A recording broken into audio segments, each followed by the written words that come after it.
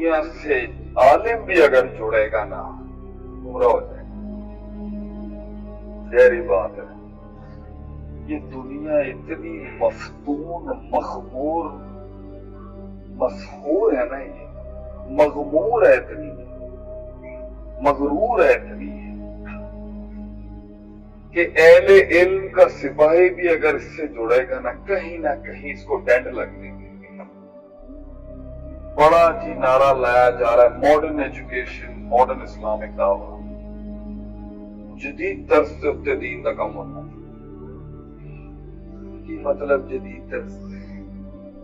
What do you mean by جدید؟ ما معنى هذا شيء؟ جدید ما هذا جدید؟ کیڑا جدید؟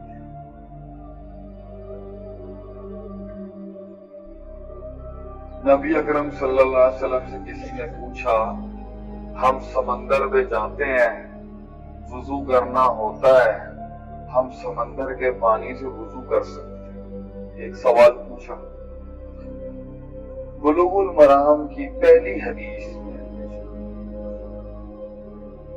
پنڈ کا بیٹھا ہوا ایک عالم دین, الوی صاحب جیسا شیخ اگر بیٹھا ہو, یا پنڈ کا ایک بیٹھا ہوا عالم دین بلوغ المرام حافظ ابن حجر کی پڑھا رہا ہوگا, تو وہ پینڈو استاد اس دن بتائے گا اس بڑے جدت والے آدمی کو, جواب پوچھا پانی پاک ہے یا نہیں, پانی میں استعمال, آپ نے کہا پانی پاک ہے استعمال کریں, آگے آپ نے اضافی ایک جواب دے دیا. اور یاد رکھنا سمندر کا مردار بھی کھا سکتے ہو.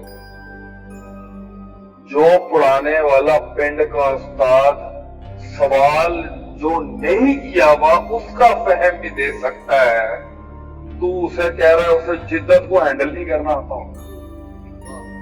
جس دین کا نبی, جن اساتذہ کو یہ پتا ہے کہ بچے کو یہ سکھانا ہے کہ جب اس سے سائل سوال کرے, تو نبی نے 2 جواب دیے تھے, وہ جو نہیں اس نے کیا اور اسے پیش آ سکتا ہے اس کا بھی جواب دے. اینو دعوت تبلیغ نہیں کرنی آتی ہے, اس کو نہیں آتا ہوگا لوگوں سے بات کیسے کرنی. عجیب بات ہے, ہمیں نہیں پتا خیر شر کے موازنے کیسے کرنے ہیں. خیر کے بیچ میں 2, وہ کہتے ہیں نا امام ابن تیمیہ رحمہ اللہ علیہ, لیس العاقل, وہ عقل مند ہی نہیں ہے, الذی یعلم الخیر من الشر, یہ تھوڑی عاقل ہے جو خیر شر کا فرق کر سکتا, یہ بھی ہے بات ان کی کچھ اور. ولکن العاقل الذی یعلم الخیر من الخیرین والشر من الشرین, جو 2 شر میں سے چھوٹی شر اور 2 خیر میں سے بڑی خیر کا فتویٰ دے سکتا, وہ علم والا ہے.